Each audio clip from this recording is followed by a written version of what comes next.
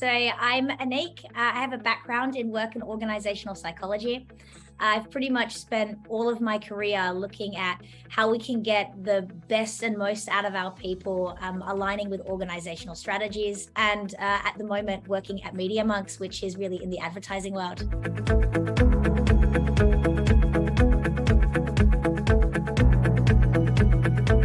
So I think that bold leadership is all about being authentic, empathetic, and also keeping in that sort of overall lens of equity and thinking about, hey, what is it the way that I'm showing up for the people around me that is creating that space and that ripple effect that's really going to be able to help others be able to lean into their own unique talents, which is going to be able to make that huge difference overall across the organization.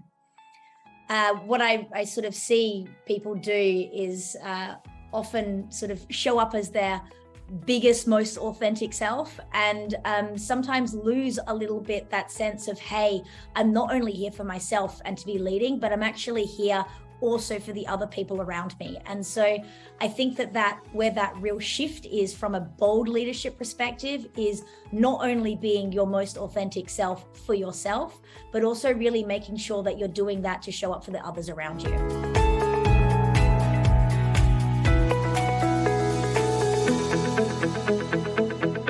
I think that with the sort of uprising of different things coming up in the DEI space, where people are having much more of that understanding of it is about everyone being able to be unique and at their best in their own unique way.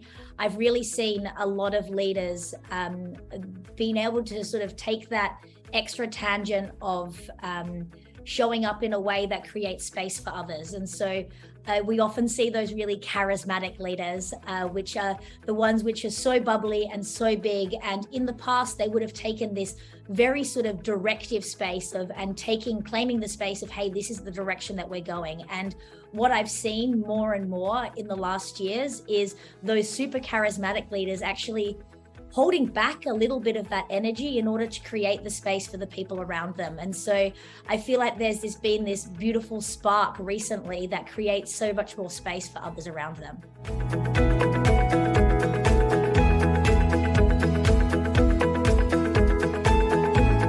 Emotional intelligence is one of these like buzzwords, I think like in the 90s came up loads, right? It's one of these things that we used to talk about a lot.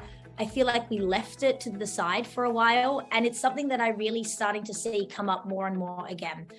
What I really see across the board is that the leaders that are really excelling are those ones that are much more in tune with the people around them. And so having that understanding of if I act in a certain way, what sort of impact is that having on the people around me? And how do I tune into where my team is at, where my organization is at, and make sure that I'm meeting them where they're at?